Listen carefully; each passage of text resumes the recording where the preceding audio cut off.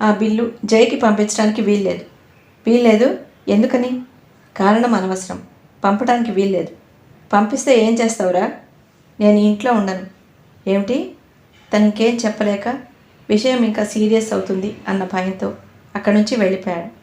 ఈ సంఘటన తను ఆశించినంత తేలిగ్గా పోలేదు.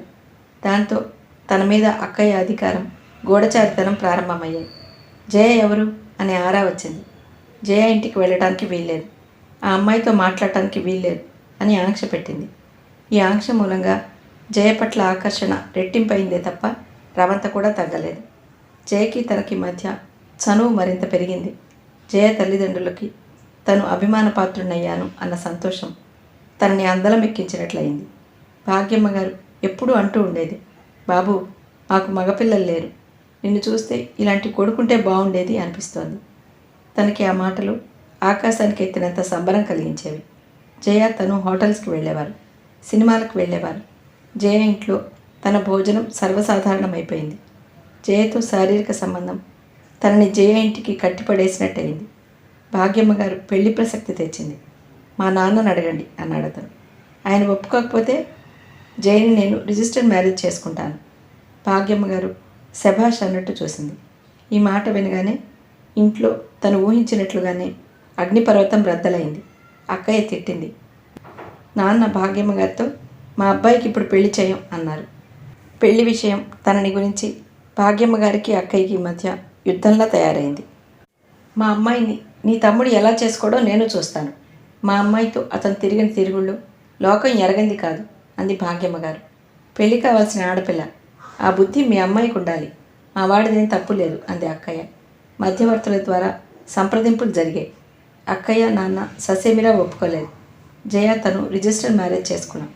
స్నేహితులంతా ఆధ్వర్యం వహించి ఈ పెళ్లి జరిపించినట్లు ప్రచారం చేసింది భాగ్యమ్మ గారు. అక్కయ్య నాన్న నోట మాట రానట్టు అయ్యారు. వీడికి వాళ్ళేదో మందు పెట్టుంటారు అంటూ రాగాలు తీసింది అక్కయ్య. అక్కడే చావమను, ఇక గుమ్మం ఎక్కద్దను అన్నారు నాన్న. నేను భాగ్యమ్మ గారింట్లోనే ఉండాల్సి వచ్చింది. వేరే కాపురం పెట్టుకుందామంటే డబ్బు లేదు. సరిగ్గా చదవకపోవడంతో పరీక్ష పోయింది. జయతో ముందే శారీరక సంబంధం ఉండటంతో నాకు పెళ్లిలో మాధుర్యం ఏమీ కనిపించలేదు. నేను ఉద్యోగం కోసం ప్రయత్నించినా ఎక్కడా దొరకలేదు. ఆస్తి కోసం దావావే అంది భాగ్యమ్మ గారు. నాన్న మీద దావానా? నాకు భయం వేసింది. నా వల్ల కాదని చెప్పాను. జయ సణుగుడు మొదలుపెట్టింది. మాకప్పటికే ఒక పాప పుట్టింది. ఈ దావా సంగతి వాళ్ళు ఏ క్షణంలో మొదలుపెట్టారో కానీ నన్ను ఇక ఊపిరి ఆడనేలేదు. ఆర్నిసలు ఇక అవే మాటలు. నాకు చెప్పకుండానే వాళ్లే ప్లీడర్ని సంప్రదించారు. జయ నన్ను సంతకం పెట్టమంది. నేను పెట్టనన్నాను. జయ ఏడ్చింది, పోట్లాడింది. ఎన్నాళ్ళిలా మా అమ్మా నాన్నల మీద ఆధారపడి బ్రతకాలి, చచ్చిపోతానంది. నాకు భయం వేసింది. మారు మాట్లాడకుండా సంతకం పెట్టాను. నా చదువు మధ్యలో ఆగిపోయింది. సంసార బాధ్యత మీద పడింది. పైనుంచి కన్నతండ్రితో ఆస్తి విషయంలో దావా వ్యవహారం ఒకటి. జయ భాగ్యమ్మ గారు పెళ్లికి ముందు నన్ను ఎంత అపురూపంగా చూశారో ఇప్పుడంత నిరసనగా విదిలించేస్తున్నారు. వాళ్ళ దృష్టిలో నేను అసమర్థుణ్ణి, తండ్రి నుంచి ఏ విధంగానూ డబ్బు సంపాదించలేని చేతకాని వాడిని. ఆ ఇద్దరు నా ఎదుటే మా నాన్నని మా అక్కయ్యను అనడాని మాటలు అంటుండేవారు. మా నాన్న వాళ్ళు సృష్టించినంత చెడ్డవాడేం కాదు. మా అక్కయ్య వాళ్ళు అనుకున్నంత స్వార్థపరురాలు కాదు. నేను ఇది నచ్చ చెప్పబోయి వాళ్ళ ఆగ్రహానికి మరింతగా గురయ్యేవాడిని. చూస్తుండగానే 3 సంవత్సరాలు గడిచిపోయాయి. ఆస్తి అంతా నాన్న స్వార్జితం అవటం వల్ల కేసులో నేనే ఓడిపోయాను. ఫలితంగా మరిన్ని అప్పులు నాకు భారమై కూర్చున్నాయి. ఈ 3 సంవత్సరాల్లో నాకు 3 ఆడపిల్లలు కలిగారు. వాళ్ళని చూస్తుంటే నాకు ఆనందం ఏమీ కలిగేది కాదు. డబ్బు సంపాదించడం చేత కాదు కానీ పిల్లలకే కావలసినంతమంది అని చూడవచ్చిన వారితో భాగ్యమ్మ గారు అంటుంటే నా తల సిగ్గుతో వాలిపోయేది. నేనేదో చేయరాని నేరం చేసినట్లుగా కృంగిపోయేవాడిని. నా సంసారం నా డబ్బు సంపాదనతో నిమిత్తం లేకుండా అనూహ్యంగా పెరిగిపోయింది. పిల్లలకి బట్టలు, పాల డబ్బాలు, పుట్టినరోజులు, మందులు అంటూ అనేక రకాల ఖర్చులు జయ చెప్తూనే ఉండేది. వాటిని ఎట్లా తీర్చాలో నాకు అర్థమయ్యేది కాదు. తెలిసిన వాళ్ళందరి దగ్గర ఇచ్చినంత వరకు అప్పులు చేశాను. ఇప్పుడు నన్ను చూస్తే ముఖం చాట్ చేసుకు వెళ్ళే పరిస్థితులు వచ్చాయి. మామగారి ప్రాపకం మూలంగా నాకు ఒక బేకరీ షాప్లో ఉద్యోగం దొరికింది. 200 కంటే జీతం ఎక్కువ వచ్చేది కాదు. ఆ జీతంలో నుంచి నేను 1 పైసా కూడా వాడుకోకుండా తీసుకువెళ్ళి జయకి ఇచ్చేవాడిని. జయ వాటిని ముష్టి వేసిన డబ్బులు చూసినట్టు చూసేది. జయ కూడా ఒక హోటల్లో రిసెప్షనిస్ట్గా చేరింది.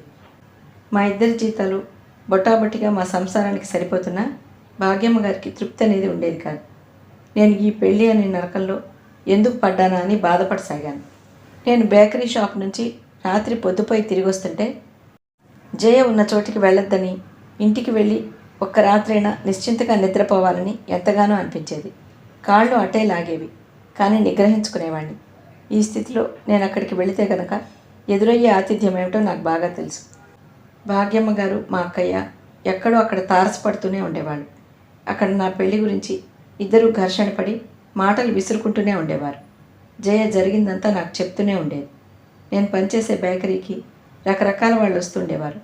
వాళ్ళలో స్టూడెంట్స్ కూడా చాలామంది ఉండేవాళ్ళు. వాళ్ళని చూస్తుంటే నా మనసంతా కిలికినట్టుగా బాధగా ఉండేది. ఏం ముంచుకుపోయిందని నేను ఈ పెళ్లిలోకి దిగానో నాకే అర్థమయ్యేది కాదు. జయకి తన సరదాలు, తన స్నేహితులు రవంత కూడా మారలేదు. పిల్లల సంగతి పెద్దగా పట్టించుకునేది కాదు. భాగ్యమ్మ గారు, నీ పిల్లల్ని మీ మామగారి ఇంట్లో వదిలిరా అనేది. జయకి తల్లి చెప్పిన మాట వేదవాక్కు. ఆవిడ ఏది చేయమంటే ఇక ఆ పని నా చేత చేయించే వరకు నన్ను ఊపిరాడనిచ్చేది కాదు. ఈ విషయంలో మాత్రం నేను జయకి ఎదురు తిరిగాను. ఈ పెళ్ళే నాన్నకిష్టం లేదు, పిల్లల్ని ఎలా ఉంచుకుంటాడు, నేను తీసుకువెళ్ళను అన్నాను.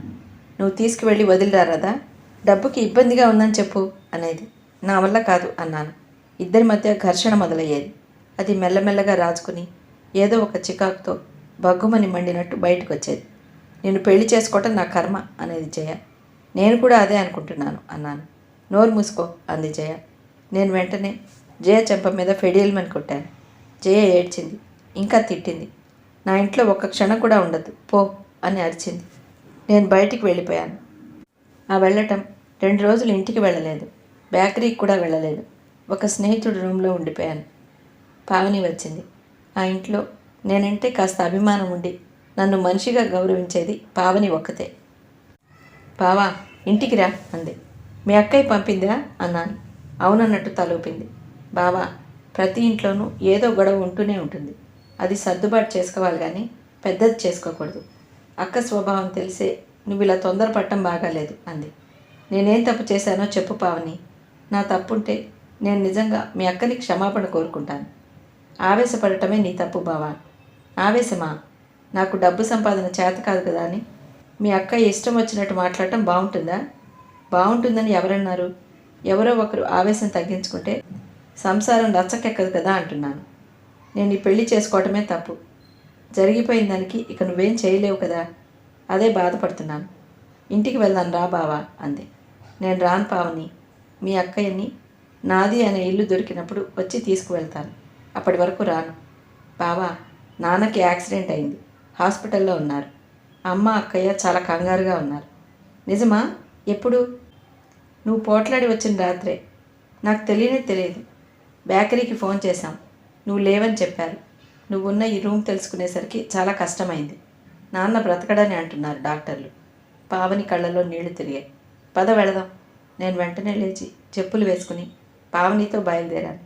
ఆ విధంగా మామగారి యాక్సిడెంట్ మూలంగా జయకి నాకు మధ్య ఏర్పడిపోయిన ఒక పెద్ద ఆఘాతం తాత్కాలికంగా పూడిపోయింది. మామగారు పోయారు. ఆయన పోయే ముందే ఆయన మొదటి భార్య కొడుక్కి, అంటే జయ సవతి అన్నగారు వెంకట్రామయ్య అని ఊరి నుంచి వచ్చాడు. ఆయన జయ పెళ్లికి సుస్థిగా ఉండటం వల్ల రాలేకపోయాడట. మా మామగారు తన కుటుంబ భారమంతా కొడుకు చేతిలో పెట్టాడు. ఒరే వెంకటి, నువ్వే వాళ్ళకి ఇక దిక్కు అన్నాడు. నేనెందుకు అవుతాను? నీ అల్లుడున్నాడుగా, అతన్నే చూసుకోమను అన్నాడు ఆయన ఖచ్చితంగా. తండ్రి భాగ్యమ్మ గారిని చేసుకున్న తర్వాత తనని అంతగా పట్టించుకోకుండా మేనమామ దగ్గర వదిలేశాడనే కోపమంతా ఆయన ఇప్పుడు మాటల్లో తీర్చుకుంటున్నాడు. అయ్యో రామా, అతను సమర్థుడైతే నా సంసారానికి ఈ గతి పట్టేది కాదు నాయనా అంది భాగ్యమ్మ ఏడుస్తూ. మొత్తానికి భాగ్యమ్మ ఏ మాటల మంత్రం వేసిందో కానీ వెంకట్రామయ్య ఇక నుంచి భారం తీసుకోవడానికి అంగీకరించాడు. తండ్రి పోయిన తర్వాత ఆ శ్రాద్ధ కర్మలు చేయించాడు. నెల తిరగకుండానే పావని పెళ్లి చేసి అత్తారింటికి పంపేశాడు. మమ్మల్ని తనతో పాటు పల్లెటూరు రమ్మన్నాడు. కానీ భాగ్యమ్మ గారు ఒప్పుకోలేదు. జయ ఉద్యోగం చేస్తోందిగా, ఇప్పటికి పర్వాలేదులే అంది. వెంకట్రామయ్య ఊరు వెళ్ళాడు. ఆ తర్వాత తరచూ అతను వచ్చి యోగక్షేమాలు కనుక్కొని వెళ్ళేవాడు. జయకి అన్నగారి మీద భక్తి శ్రద్ధలు ఎక్కువైపోయాయి. నేను పనిచేస్తున్న బేకరీ నష్టం రావడంతో మూతపడింది. నా ఉద్యోగం పోయింది. ఎంత ప్రయత్నించినా నాకు మరొకటి దొరకలేదు. పావని తల్లి కాబోతోంది. పురిటికి పుట్టింటికి వచ్చింది. ఆ భార్యాభర్తలిద్దరి అన్యోన్యత చూస్తుంటే నాకు ఈర్ష్యగా ఉండేది. జయ చీటికి మాటికి పావని మొగుడిని చూసి సిగ్గు తెచ్చుకోరాదు, భార్యను చూడండి ఎంత బాగా చూస్తాడో అంటుంటే నాకు రోషం వచ్చేది. నేను కూడా జయని ఏదో ఒకటి అనేవాడిని. ఫలితంగా మళ్ళీ మాట యుద్ధం జరిగేది. పావనికి కొడుకు కలిగాడు. అది అదృష్టవంతురాలు. ప్రాణమిచ్చే మొగుడే కాదు, మగపిల్లాడు కూడా కలిగాడు అనేది జయ. మాకు ఆడపిల్లలు పుట్టడం నా అసమర్థత అన్నట్టుగా మాట్లాడేది. నాకు చిరాకు వచ్చేది. బాబా, నా కొడుక్కి పేరేం పెట్టను? పావని పిల్లాన్ని ఎత్తుకు వచ్చి నాకు అందించింది. నేను ఎత్తుకుని పేరు కోసం ఆలోచిస్తున్నాను. ఇంతలో జయ వచ్చింది. పావని కొడుకుని నా చేతుల్లో చూసి చెరచెరలాడిందాము. పరాయి పిల్లల మీద ప్రేమ బాగానే మండిపోతుంది. ఎప్పుడైనా ఒక్కనాడైనా మన పిల్లల్ని ఇలా ఎత్తుకున్నారా మీరు అని పోట్లాడింది. నాకు సిగ్గనిపించింది. తప్పు చేసిన వాడిలా పావని కొడుకుని ఇచ్చేశాను. పావని ముఖం కూడా చిన్నబోయింది. మర్నాడు పావని అత్తగారింటికి వెళ్ళిపోయింది. వెళుతున్నానని నాతో చెప్పలేదు. పావని కొడుకు కోసం నేను ఆలోచించిన చక్కటి పేరు నా నోట్లోనే ఉండిపోయింది. పావనికి జయమాటలు కష్టం కలిగించాయని నేను అర్థం చేసుకున్నాను. హోటల్లో ఏం జరిగిందో ఏమో, జయ రిజైన్ చేసి వచ్చింది. నాకు కూడా ఉద్యోగం లేదు. నువ్వు మానేస్తే ఎలా అన్నాను. ఏమో నాకేం తెలుసు, లోకంలో అందరి మగాళ్ళ లాంటి వాడివి కాదా నువ్వు? అందరూ సంసారాలు పోషించుకోవటం లేదా? భార్యల జీతాల మీదనే బ్రతుకుతున్నారా అంది. నాకు కోపం వచ్చింది. కానీ పావని మాటలు గుర్తుకొచ్చాయి. ఆవేశపడకుండా నిగ్రహించుకున్నాను. ఇంటి అద్దె బకాయి పడ్డాం. ఆ సాయంత్రం నేను ఇంటికి రాగానే జయ చెప్పింది, ఇంటైనా రేపు సాయంత్రంలోగా ఇల్లు ఖాళీ చేయమని చెప్పాడు. రేపు సాయంత్రంలోగానా? ఇంత హఠాత్తుగా ఎక్కడికి వెళ్తాం? ఏమి దిక్కులేని వాళ్ళ మాట్లాడతారే? మీ ఇల్లు లేదా? మా ఇల్లా? మా నాన్న రానిస్తాడా అన్నాను అమాయకంగా. ఆయన రానిచ్చేదేమిటయ్యా, మనం వెళదాం. నీకెందుకు, నువ్వు పద అంది భాగ్యమ్మ గారు. తప్పయింది, నన్ను క్షమించండి అని మామగారిని నేను వేడుకుంటాను అంది జయ. నేను తికమక్కగా చూశాను. నాన్న అయితే అంగీకరిస్తాడేమో, కానీ అక్కడ అక్కయ్య ఉందే, ఆవిడ ఒప్పుకుంటుందా? నా సందేహం భాగ్యమ్మ గారు కనిపెట్టినట్టుంది. మీ అక్కయ్య ఏమైనా అంటుందనా? అన్నా పర్వాలేదు, పడాలి మరి. మన రాత అలాంటిదైంది. ఆవిడేమైనా పరాయిదా? మీ అక్కయ్యేగా అంది. వీళ్ళ ఆర్థిక ఇబ్బందులు వీళ్ళని మార్చినందుకు నాకు చాలా సంతోషం కలిగించింది. అక్కయ్య నేను ఊహించినట్టుగా నిప్పులు చెరగలేదు. నన్ను గుమ్మం బయట నుంచి వెళ్ళిపోమని అనలేదు. అసలు అక్కయ్య పైకి కఠినంగా ప్రవర్తించినా చిన్నప్పటి నుంచి నేనంటే ప్రాణమే. ఎంత గారాబం చేసేదో అంత క్రమశిక్షణ కూడా నేర్పేది. నన్ను చూడగానే ఏడ్చింది. కొంతమంది చచ్చిపోయిన తర్వాత దూరమైతే మనం బ్రతికుండగానే దూరమయ్యాం. ఇదెక్కడి కర్మరా మనకి అంది. నేను తప్పు చేసిన వాడిలో నిలబడిపోయాను. రండి లోపలికి, రామ్మ జయ అంది. ఆ క్షణంలో అక్కయ్య కాళ్ళకి పసిపిల్లల్లా చుట్టుకోబుద్దయింది. నేను తప్పు చేశాను. చిన్నప్పటి నుంచి నన్ను అల్లారు ముద్దుగా పెంచిన నా వాళ్ళని కాదని పరాయి వాళ్లతో చేరిపోయాను. వాళ్ళ మీద దావా వేశాను. వాళ్ళు నలుగురిలో తలెత్తుకోలేనట్లుగా నవ్వుల పాలు చేశాను. అయినా వాళ్ళు నన్ను క్షమించారు. వాళ్ళు చూపిన ఈ ఆదరం, క్షమార్పణ నాలోని కల్మషాన్ని కడిగివేసినట్టయింది. ఇక నేనెప్పుడు వాళ్ళని ఏ రకంగానూ బాధపెట్టను అనుకున్నాను. అక్కయ్య పిల్లల్ని దగ్గరకు తీసుకుంది. జయతో కలుపుగోలుతనంగా మాట్లాడింది. భాగ్యమ్మ గారు తనే కల్పించుకుని అక్కయ్యతో మాటలు కలిపింది. అక్కయ్య ఆదరణ, నాన్న మంచితనం చూసి జయ మారుతుందేమో అన్న ఆశ నాకు ఎండమావి అయింది. జయ ఈ ఇంట్లో కాలు పెట్టిన ఏ నెల రోజులో కాస్త కుదురుగా ఇంటి పట్టునుంది. మళ్ళీ తిరుగుళ్ళు ప్రారంభమయ్యాయి. నేను జయతో ఖచ్చితంగా చెప్పేశాను, అక్కయ్యకు కానీ నాన్నకు కానీ మనసు నొచ్చుకునే పనులు నువ్వేమీ చేయకు. చేసావంటే మాత్రం ఊరుకోను. ఊరుకోకపోతే ఊరేసుకో. జయ కిసుక్కొని నవ్వింది. జయకి మొదటి నుంచి నా మాట అంటే లక్ష్యం లేదు. నేను జయతో ఏది మాట్లాడపోయినా భాగ్యమ్మ గారు వెంటనే అందుకునేది. ఇది నాకు చిరాకుని తెప్పించేది. అయినా తమాయించుకునేవాడిని. మీ అమ్మని మన మధ్య కల్పించుకోవద్దని చెప్పు అని నేను ఎన్నిసార్లు జయకి చెప్పినా జయ తల్లికి ఆ మాట చెప్పిందో లేదో, లేక ఈవిడ లక్ష్య పెట్టడం లేదో నాకు తెలియదు. భాగ్యమ్మ గారికి భోజనంలోకి అక్కయ్య చేసిన వంట బాగాలేదని తను వేరుగా వంట ప్రారంభించింది. అక్కయ్యకి ఇది చాలా చిరాగ్గా ఉండేది. నాన్న బట్టల షాపు నేను చూసుకోసాగాను. నాకు భార్య పిల్లలు ఉన్నారు కాబట్టి డబ్బు విషయంలో నాన్న నన్ను పెద్దగా ఆరాలు అడగటం మానేశాడు. నేను లాయర్లను సంప్రదించి దావా ఉపసంహరించుకున్నాను. జయ అప్పుడప్పుడు నా దగ్గర సణిగేది. ఇంకా ఎన్నాళ్ళు ఈ ఇంట్లో మీ అక్కయ్య పెత్తనం? నేను ఈ ఇంటి కోడల్ని, నాకేం అధికారం లేదా అంది. ఇంకోసారి అలాంటి మాటలు నా దగ్గర ఎత్తకు, ఖచ్చితంగా చెప్పేశాను. అన్నీ మీరే అంటారు. నాకు ఇంట్లో పనేమీ ఉండదు, బయటికి కదలకూడదు అంటారు. ఎలా? పిల్లలు లేరా? వాళ్ళ సంగతులు చూడనవసరం లేదా? పని మనిషి ఉందిగా. జయని మార్చటం ఆ దేవుడి తరం కూడా కాదనుకున్నాను. తను 3 పిల్లల తల్లి అని అనుకోదు. ఇంకా పెళ్లి కాని యువతిలా స్వేచ్ఛగా బాదరబందీ లేనట్టుగా ప్రవర్తిస్తానంటుంది. భాగ్యమ్మ నన్ను జయని ఎరగా వేసి ఈ పెళ్ళి అనే వలలో చిక్కించింది. కానీ మామూలు పద్ధతి ప్రకారమైతే జయకి అసలు పెళ్ళయ్యేది కాదేమో. ఎప్పుడూ ఫ్యాషన్స్ అంటూ గంటల తరబడి అద్దం ముందు నిలబడి ముస్తాబవటం, స్నేహితులతో తిరగటం, ఏ విషయంలోనూ బాధ్యత లేకుండా బేఫర్వాగా బ్రతకటం జయకి బాగా అలవాటైపోయింది. ఒక్కోసారి నేను షాపులో ఉంటే 4 స్నేహితులతో వచ్చేది. డబ్బు కావాలని అడిగేది. నేను జవాబు చెప్పకముందే డ్రాయర్ సొరుగులాగి తనకి కావలసినంత పట్టుకుపోయేది. షాపులో మిగతా గుమాస్తాలు జయ గారాలు వయ్యారాలు చూసి ముఖం చాటు చేసుకుని నవ్వుకునేవారు. మా ఇంటి పద్ధతులు గౌరవించటం తన ధర్మంగా భావించేది కాదు. తన అలవాట్లన్నీ మా నెత్తిని రుద్దటానికి చూసేది. ఎక్కడికైనా వెళ్తుంటే అక్కయ్యకి చెప్పి వెళ్ళమని ఎన్నోసార్లు చెప్పాను, కానీ వినేది కాదు. ఒక్కోసారి అసలు ఇంటికి భోజనానికి వచ్చేది కాదు. జయకి ఎవరి దగ్గర బెరుకనేదే లేదు. కొత్తవారింట్లో కూడా భోజనం చేయటం, పడుకోవటం లాంటి పనులు చేసేది. భోజనం ఎక్కడైనా చేయదలుచుకుంటే ఇంట్లో చెప్పి వెళ్ళొచ్చుగా అని నేనంటే, అబ్బబ్బా, స్నేహితులతో కలిసి సరదాగా తినొస్తే దానికి ఇంత రాద్ధాంతం చేస్తారేమిటి? ఏం మనుషులు మీరు? మీకు స్నేహితులు అవసరం లేదు, సరదాలు అంతకంటే లేవు. కూపస్థ మండూకల్లా ఇళ్లల్లో మగ్గుతూ జైలులో ఖైదీల్లా బ్రతుకుతారు. డబ్బే జీవితం అన్నట్లు యంత్రాల్లా పనిచేస్తారు. నా వల్ల అది కాదు, నేనేం చేయను అంటూ పైనుంచి ఎదురు నా మీదకే విరుచుకుపడేది. అక్కయ్య జైని క్రమ పద్ధతిలోకి తీసుకురావాలని ఎంతగానో ప్రయత్నించి సాధ్యం కాక వదిలేసింది. జయకి ఎదుటి మనిషి వ్యక్తిత్వాలతో కానీ మంచి చెడ్డలతో కానీ పని లేదు. తనతో కలిసి తిరిగితే ఎవరైనా స్నేహితులే. వాళ్ళు సాధారణంగా జయలాగానే తిరుగుబోతులు, నిలకడలేని వాళ్ళు అవటంతో 4-5 సార్లు వచ్చిన వాళ్ళు మళ్ళీ వచ్చేవాళ్ళు కాదు. రకరకాలుగా మారుతూ ఉండేవాళ్ళు. ఇల్లు బజార్లా అయిపోయింది. వాళ్ళలో కొంతమంది ఆ ఇల్లు తమ స్వంతం అన్నట్లు ఇల్లంతా తిరిగేవాళ్ళు.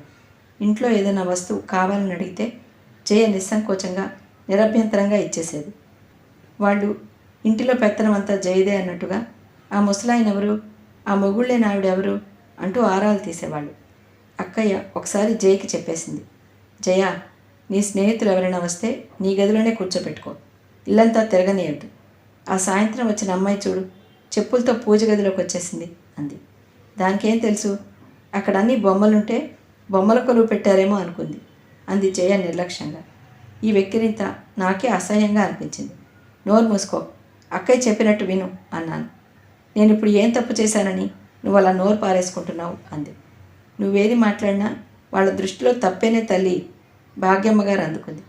మీరు మాట్లాడకండి, అవతలికి వెళ్ళండి అన్నాను. ఆవిడ ముఖం మార్చుకుంది. జయ, ఇల్లా సత్రమా? ఎందుకలా అందరినీ ఇంటికి రానిస్తావు? పోనీ వాళ్ళేమైనా మర్యాదగా ఉండే మనుషులా? ఓహో, మర్యాద అంటే మీ దృష్టిలో కారులు మేడలు ఉండాలి కాబోలు. అతిగా వాక్కు. వాళ్ళని చూడగానే వాళ్ళు ఎలాంటి తిరుగుబోతులో తెలుస్తుంది. మీ అక్కయ్య కోసం వచ్చే వాళ్ళంతా పతివ్రత శిరోమణులు కాబోలు. నోర్మొయ్ అరిచాను. అసలు ఆవిడ మన ఇంట్లో ఎందుకు ఉండాలి? ఎన్నాళ్ళు ఇలా ఉంటుంది? ఆవిడకి పిల్లలకి ఎంత ఖర్చు అవుతోంది?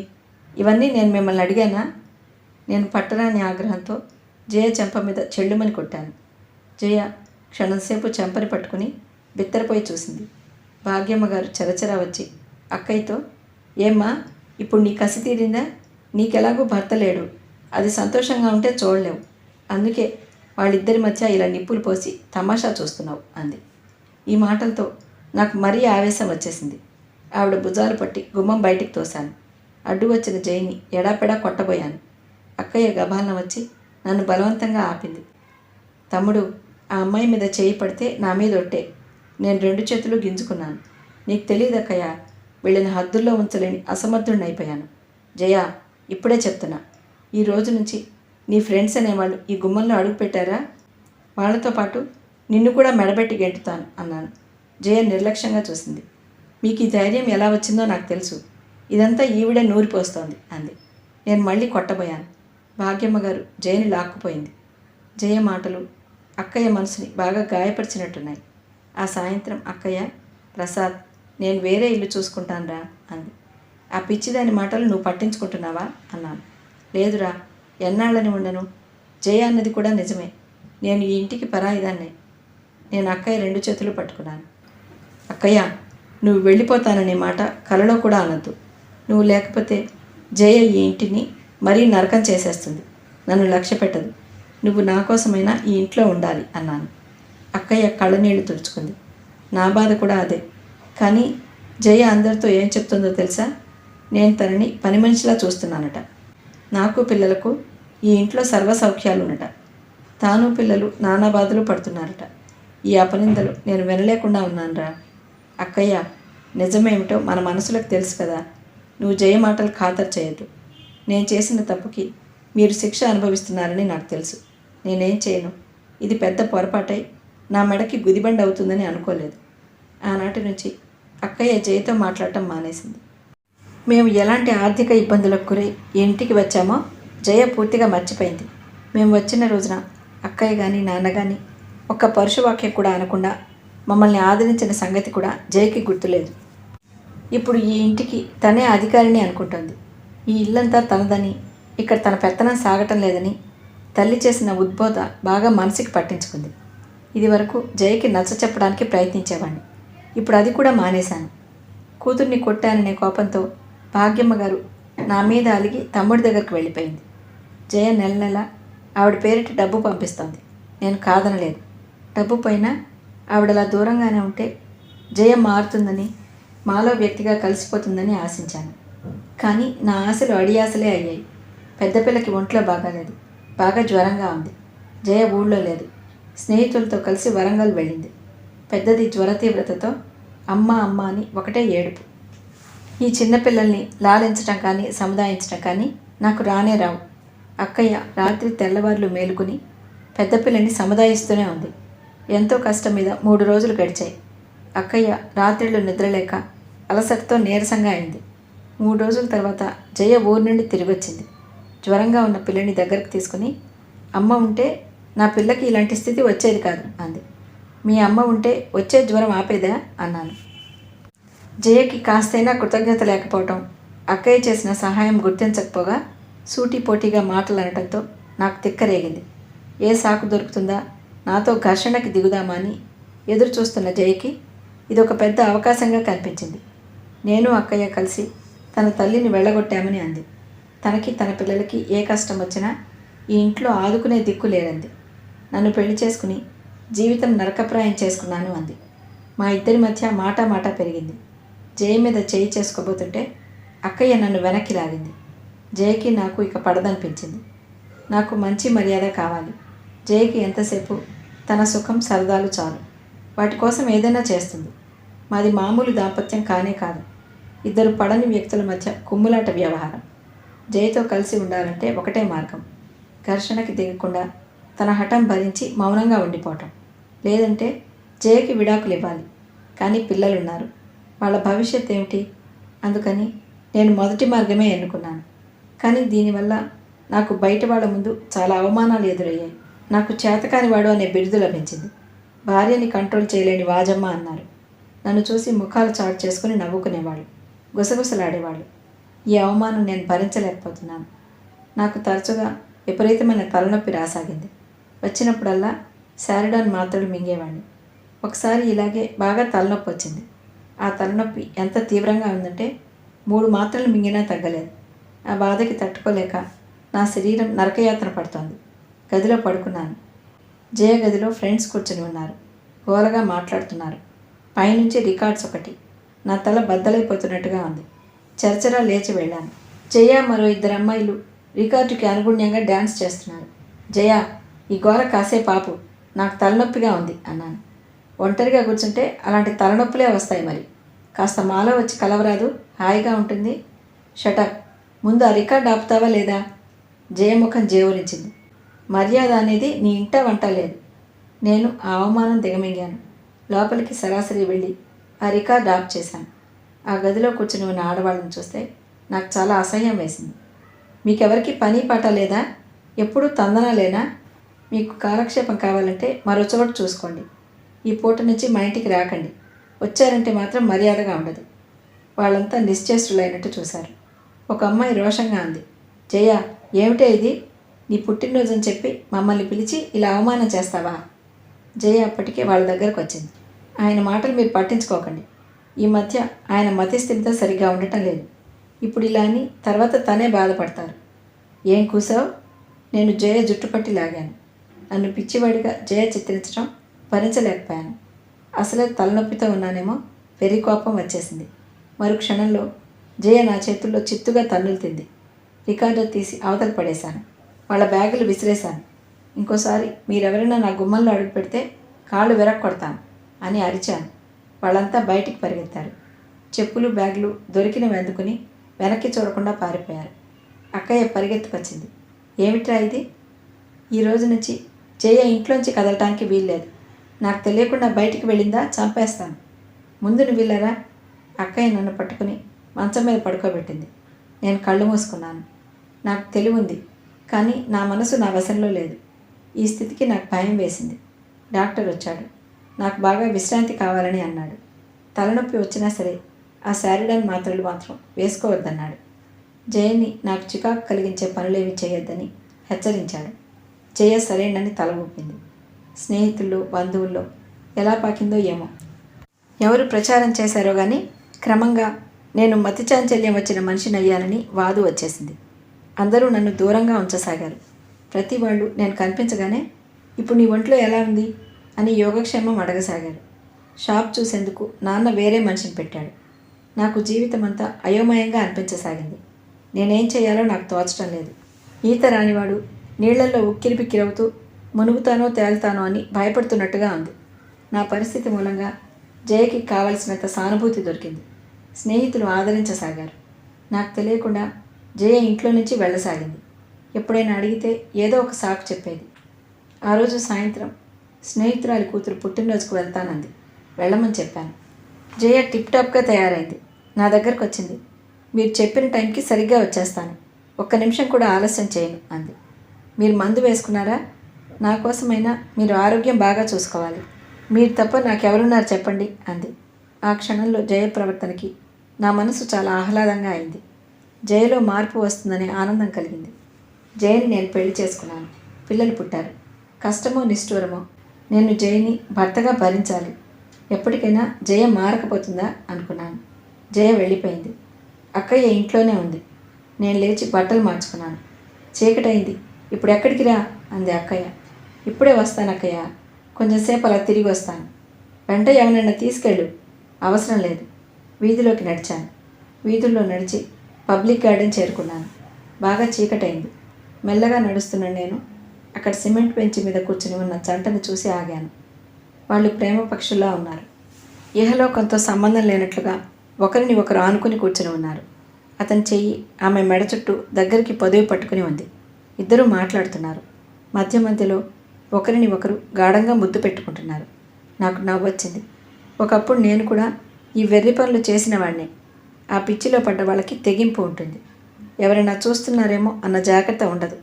అతని చేతుల్లో ఒదిగిపోయి అతని మెడ దగ్గరికి తల ఆనించి కూర్చున్న ఆ అమ్మాయిని చూస్తుంటే నాకు ఈర్ష్య కలిగింది. అతనెంత అదృష్టవంతుడు అనుకున్నాను. ముందుకు వెళ్ళి ప్రేమ సామ్రాజ్యంలో తలమునకలుగా ఉన్న ఆ ఇద్దరి ఆనందాన్ని భంగపరచడం నాకు ఇష్టం లేకపోయింది. వెనక్కు వెళ్ళిపోదామని తటపటాయింపుగా ఆగిపోయాను. ఇంతలో ఆ అమ్మాయి లేచింది. బ్యాగ్ చేతికి తీసుకుంది. నా కళ్ళు చురుగ్గా అయ్యాయి. దూరం నుంచి మందంగా వస్తున్న లైట్ కాంతిలో ఆ అమ్మాయిని చూడగానే నేను నిశ్చేష్టుడయ్యాను. నా కళ్ళను నేను నమ్మలేకపోయాను. ఆ అమ్మాయి ఎవరో కాదు, జయ. సాక్షాత్తు నా భార్య. నా మెదడు మొద్దుబారినట్టయింది. అతను కూడా లేచాడు. ఒకసారి ఎవరైనా ఉన్నారేమోనని చుట్టూ చూశాడు. బారుగా ఉన్న చెట్టు క్రింద నీడలో ఉన్న నన్ను గుర్తించలేదు కాబోలు. లేక ప్రేమోద్రేకంలో ఉన్న అతని చూపులు సరిగా చూడలేదో జయని గాఢంగా కౌగిలించుకున్నాడు. పెదవుల మీద ముద్దు పెట్టుకున్నాడు. మరుక్షణం ఇద్దరు అక్కడికి కాస్త దూరంలో ఉన్న కారు దగ్గరకు వెళ్ళారు. ఆమె అతని పక్కన కూర్చుంది. అతను కారు స్టార్ట్ చేశాడు. కారు వెళ్ళిపోయింది. నేనే అక్కడే చెట్టు క్రింద స్థాణువులా నిలబడి ఉన్నాను. నా మెదడు మీద 1000 విమానాలు దిగినంత భారంగా మోతగా ఉంది. అంతులేని ఆవేశంతో వణికిపోతున్నాను నేను.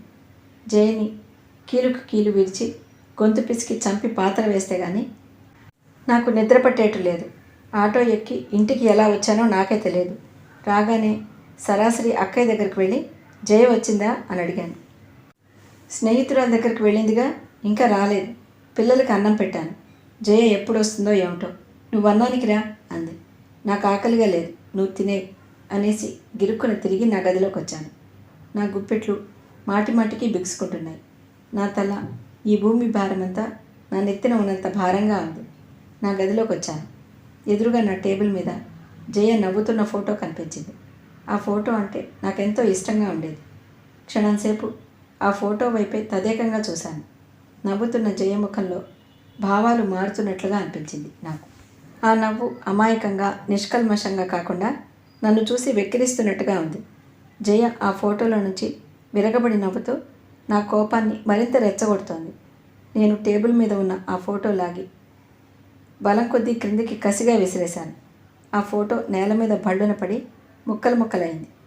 పగిలిన ముక్కల మధ్య నుండి నవ్వుతున్న జయ ముఖం వికారంగా ఉంది. ఈ శబ్దం విని కాబోలు అక్కయ్య పరిగెత్తుకొచ్చింది.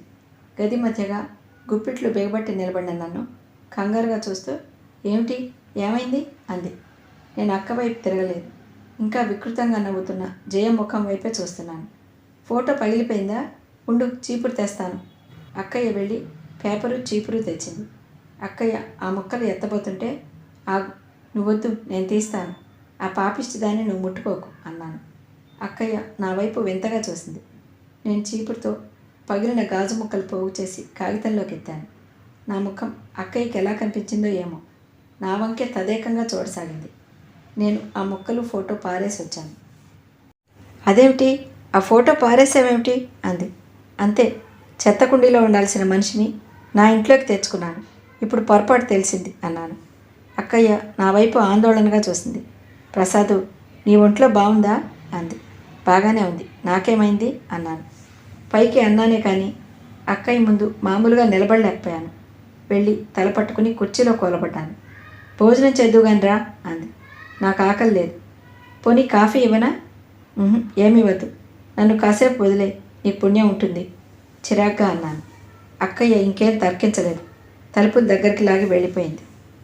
నేను తలెత్తి చూశాను. మూసి ఉన్న గదిలో నాకేమిటో నా స్థితి చాలా భయంకరంగా అనిపించింది.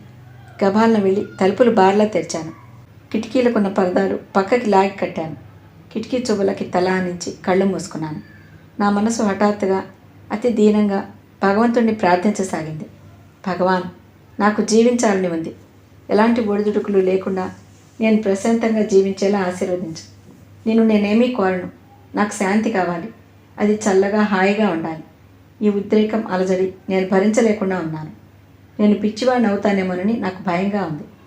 భగవంతుడు నా మొర విన్నాడో లేదో నాకు తెలియదు. నేను మనసులో ఎలుగెత్తి అరిచిన మాట నిజం. వచ్చి కుర్చీలో కూర్చున్నాను. సిగరెట్ తీసి వెలిగించి ఒకదాని వెంట ఒకటి కాలుస్తూనే ఉన్నాను. మెల్లగా నా కళ్ళు మూతలు పడ్డాయి. నాకు హఠాత్తుగా మెలకు వచ్చింది.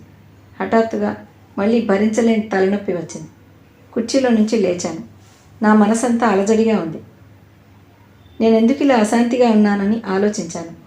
నాకు క్రమంగా గుర్తుకొచ్చింది. జయ ఏది? పక్క మీద చూశాను. లేదు, ఇంకా ఇంటికి రాలేదు. దాహంతో నా నోరు పెడచకడుతోంది. లేచి మంచినీళ్ళు తాగి అక్కయ్య గదిలోకి వచ్చాను. అక్కడ అక్కయ్య మంచం పక్కన కవితా కల్పనల పక్క మీద జయ నిద్రపోతోంది. ఎప్పుడు ఇంటికి వచ్చిందో ఏమో, ఏమీ ఎరగని నంగనాచలా హాయిగా నిద్రపోతోంది. జయని చూడగానే నా పళ్ళు పటపటలాడాయి. గబాన ఆ మంచం దగ్గరికి వెళ్ళాను. జయని రెక్కపట్టి లేపి కూర్చోపెట్టాను. ఎడాపెడా కొట్టాను. కంఠం నులమసాగాను. జయ కేకలకి అక్కయ్య పిల్లలు అంతా లేచారు.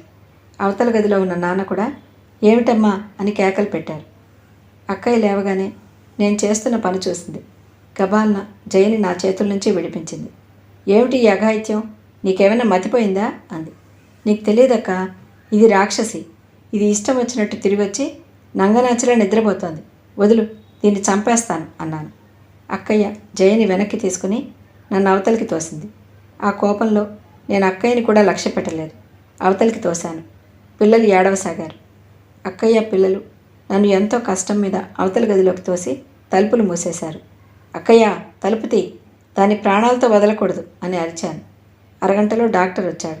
నన్ను బలవంతంగా పట్టుకుని ఇంజెక్షన్ ఇచ్చారు. నాకు నిద్ర వచ్చేసింది. ఆ రోజు నుండి నాకు నరకం ప్రారంభమైంది. జయ ఏమి చెప్పిందో ఏమో, నాకు వైద్య పరీక్షలు ప్రారంభమయ్యాయి. జయ స్నేహితులు ఎవరైనా నేను కనిపిస్తే భయపడినట్టుగా దూరంగా పారిపోసాగారు. నేను వీధిలో వెళ్తుంటే ఇరుగు పొరుగు వింత జంతువులు చూసినట్టు చూస్తున్నారు. నా మనసులో పెద్ద ఘర్షణగా ఉంది. జయని నయన భయన క్రమశిక్షణలో పెట్టుకోవటమా, లేక శాశ్వతంగా విడాకులిచ్చి వదిలేయటమా? తల్లిదండ్రుల్ని ఎదిరించి జయని ప్రేమించానని అనుకుని పెళ్లి చేసుకున్నాను నేను. ఇప్పుడు ఇలా ఈ వివాహం విఫలమైతే లోకముందు నా బ్రతుకు ఎంత అవహేళన అవుతుందో నాకు తెలుసు. అలాగని జయ విచ్చలవిడితనం భరించలేను. రేపు పిల్లలు పెద్దవాళ్ళు అవుతారు. వాళ్ళని ఎవరైనా ఏదన్నా అంటే నేనేం జవాబు చెప్పాలి? భార్యని కంట్రోల్ చేయలేని చవటగా లోకం నన్ను చూసి నవ్వుతుంటే నాకు పొడుచుకు చావాలన్నంత పౌరుషం అనిపిస్తుంది. నేను టేబుల్ మీద తలవాల్చి ఏడవసాగాను. ఇది వరుస డాక్టర్. ఒక్కడే గంటల తరబడి కూర్చుంటాడు. తనలో తాను ఏదేదో గొణుక్కుంటాడు. పళ్ళు నూరుతుంటాడు. లేకపోతే ఇలా నడుస్తాడు. ఇవి పిచ్చి లక్షణాలు కావంటారా? జయ కంఠం వినిపించింది. నేను చిగున తలెత్తి చూశాను. ఎదురుగా జయ నిలబడి ఉంది. జయ పక్కన మరో వయసు మళ్ళిన ఆయన నిలబడి ఉన్నాడు. ఆయన ఎక్స్రే చూపు లాంటి చూపులతో నన్నే చూస్తున్నాడు. పిచ్చా? ఎవరికి? నేను జయని చూడగానే దిగ్గుర లేచాను. ఇంకోసారి ఆ మాట అన్నామంటే పళ్ళు రాలగొడతాను. ఎవరికి పిచ్చి? నీకు మద పిచ్చి అరిచినట్టుగా అన్నాను. మిస్టర్, ఆయన ఏదో అనబోయాడు. నువ్వెవరు అసలు? నన్ను అడగకుండా నా ఇంట్లో ఎందుకు అడుగు పెట్టావు? గెటౌట్ అరిచాను. అతను నన్ను చూస్తున్నాడు. గెటౌట్ ఆయన్ని తోశాను. నాకు ఈ మధ్య అసలు ఎందుకో కానీ ఊరికే కోపం వస్తుంది. ఆయన జయ వెళ్ళిపోయారు. నా ఆవేశం చాలాసేపటి వరకు తగ్గలేదు. ఊరు నుంచి మా అత్తగారు వచ్చింది. వెంకట్రామయ్య కూడా వచ్చాడు. జయ మా ఇంట్లో కాపురం మానేసింది. ఆ రోజు సాయంత్రం నేను ఇంటికి వచ్చేసరికి అక్కయ్య తల పట్టుకొని ఏడుస్తోంది. అక్కయ్య, ఎందుకు ఏడుస్తున్నావు అన్నాను. అక్కయ్య తలెత్తి చూసింది. జవాబు చెప్పలేదు. మరింతగా ఏడవసాగింది. ఏమైంది అన్నాను. అక్కయ్య చేతిలోని కాగితం నా చేతిలో పెట్టింది. నేను అది చదివాను. జయ నాకు విడాకులు కోరుతూ ఇచ్చిన లాయర్ నోటీస్ అది. అందులో నాకు మతిస్థిమితం లేదు. అక్కయ్య ఇంట్లో చేరి తనని చాలా బాధలు పెట్టడం వల్ల ఆ కాపురం తను చేయలేకపోతున్నాను కాబట్టి విడాకులు కోరుతున్నాను అని ఉంది. నేను ఆ కాగితాలను పరపరా చింపేశాను. నేను విడాకులు ఇవ్వను. ఇప్పుడే వెళ్ళి 2 తన్ని లాక్కొస్తాను. రాక ఎక్కడికి పోతుందో చూస్తాను అని గబగబా అడుగులు వేసుకుంటూ బయలుదేరాను. ఒరే ప్రసాదు, నువ్వొద్దు, నేనే వెళ్ళి జయకి నచ్చ చెప్తాను. అక్కయ్య వెనక నుంచి బ్రతిమలాడుతున్నట్టుగా అంది. నీకు తెలియదు అక్కయ్య, నువ్వు వెళితే జయ రాదు. నువ్వంటే దానికి భయం లేదు. మన లాయర్ గారిని సంప్రదించిన తర్వాత మాట్లాడుకుందాంలే. ఇది ఏ లాయర్లు తేల్చలేరు. నాకు నేనే తేల్చుకోవాలి అంటూనే మెట్లు దిగేశాను. నేను జయ ఇంటికి వచ్చేసరికి వరండాలో చుట్ట కాలుస్తూ వెంకట్రామయ్య కనిపించాడు. అతను నన్ను మిర్రి చూశాడు. నేను కోపంగా చూశాను. జయ ఎక్కడా? ఇంట్లో లేదు. ఎక్కడికి వెళ్ళింది? ఏమో తెలియదు. సరే, వచ్చే వరకు కూర్చుంటాను. నేను అక్కడున్న కుర్చీలో కూర్చున్నాను. నీకు కాదు చెప్పేది, ఎప్పుడొస్తుందో తెలియదు అన్నాడు చిరాగ్గా. ఎప్పటికో అప్పటికి వస్తుందిగా, అప్పటి వరకు కూర్చుంటాను. ఫ్రెండ్స్తో ఊరు వెళ్తానంది. వెళ్ళిందేమో. నేను క్షణంసేపు ఆలోచించాను. సరే అని లేచాను. గేటు దాటి బయటకు వచ్చేశాను. ఆ ఇంటికి ఎదురుగా ఒక బార్బర్ షాప్ ఉంది. అక్కడ కూర్చున్నాను. ఆ చోట్లో నుంచి జయ ఇంటికి ఎవరెవరు వచ్చేది పోయేది కనిపిస్తూనే ఉంది. నేను వచ్చేసిన 10 నిమిషాలకి వెంకట్రామయ్య వచ్చి వీధిలో అటు ఇటు చూశాడు. ఆ తర్వాత లోపలికి వెళ్ళాడు. 5 నిమిషాల్లో అందాల బొమ్మలా తయారైన జయ, తల్లి, వెంకట్రామయ్య ముగ్గురు బయటకు వచ్చారు. వాళ్ళు బస్ స్టాప్ వైపు ఇటే వస్తున్నారు. నేను తటాలను లేచి సరాసరి ఎదురు వెళ్ళాను. ఇంట్లో ఉండి లేవనిపిస్తే నేను పట్టుకోలేనని కదూ. ఇప్పుడు ఎక్కడికి వెళ్తావు అన్నాను. జయ కెవ్వున అరిచింది. ఇంటికి వెళ్దాం, మర్యాదగా రా. రోడ్డు మీద అనవసరంగా గొడవ చేయకు అన్నాను. నేను రాను. నా చెయ్యి విదిలించుకుంది. ఏమిటయ్యా నీ గొడవ? అది రాదు. ఎందుకు రమ్మనటం? కొట్టి చంపటానికా? మీరు ముందు నోరు మూసుకోండి అన్నాను. నేను జయ చెయ్యి పట్టుకోబోతుంటే వెంకట్రామయ్య నా చేతి మీద గట్టిగా కొట్టాడు. నా చెయ్యి విరిగిపోయిందేమోనన్నంత బాధ వేసింది. మరో నిమిషంలో నేను ఆయన మీద కలబడ్డాను. ఇద్దరం చిత్తుగా తన్నుకున్నాం. పల్లెటూరివాడు, మోటు మనిషి అయిన ఆయన బలం ముందు నేను ఆగలేకపోయాను. ఇంతలో అందరూ అక్కడ పోగయ్యారు. పెట్రోల్ చేస్తున్న పోలీస్ వ్యాన్ అక్కడ ఆగింది. వాళ్ళు నన్ను, వెంకట్రామయ్యను, జయను పోలీస్ స్టేషన్కి నడవమన్నారు. పోలీస్ స్టేషన్లో జయ నా మీద నేను ఊహించలేనన్ని అబద్ధాలు చెప్పింది. నేను మతి చెలించిన మనిషినట. తనని తిట్టడం, కొట్టడం, గొంతు పిసికి చంపడం లాంటి పనులతో చిత్రహింస పెడుతున్నానట. నాతో కలిసుంటే ప్రాణానికే ముప్పు వస్తుందేమోనని భయంగా ఉందట. అందుకే విడాకుల కోసం ప్రయత్నిస్తోందట. పోలీసులు జయ ఏడుస్తూ చెప్పిన మాటలన్నీ నోట్ చేసుకున్నారు.